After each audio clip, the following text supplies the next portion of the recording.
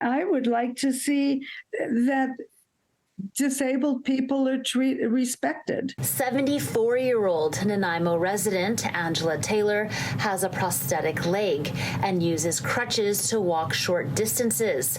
Taylor says when she landed at the Vancouver International Airport on Friday after a trip to Mexico, she was left in a wheelchair at her arrival gate with no help from Flair Airlines or YVR airport staff. Abandoned, helpless, and like I'm not very important.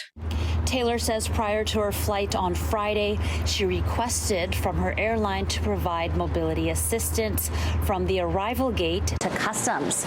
She says when she arrived here at YVR, the airline told her a driver would be coming to pick her up.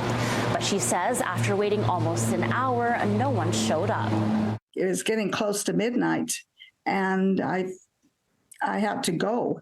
And so I started walking. Taylor says after her experience, she would like both Flair Airlines and YVR Airport to have better services for people with disabilities, saying the walk from the gate to customs and luggage pickup was very painful for her. Then I felt vulnerable,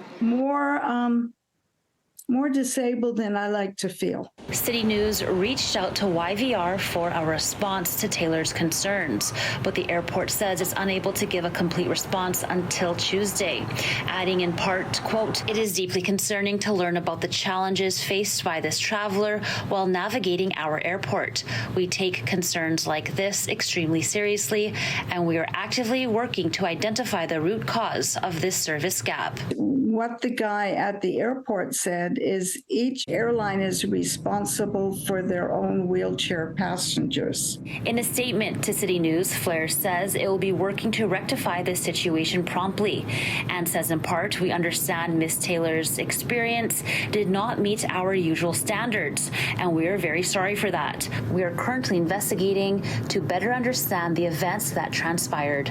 Taylor says having to walk through the airport was uncomfortable as she has very limited walking capacity with her crutches. I was run over by a car in 1966, so I'm above knee amputee. She says she would like to see more services available to improve accessibility because the airport is very big. There should be perhaps golf carts walking, driving around. In Richmond, Angela Bauer, City News.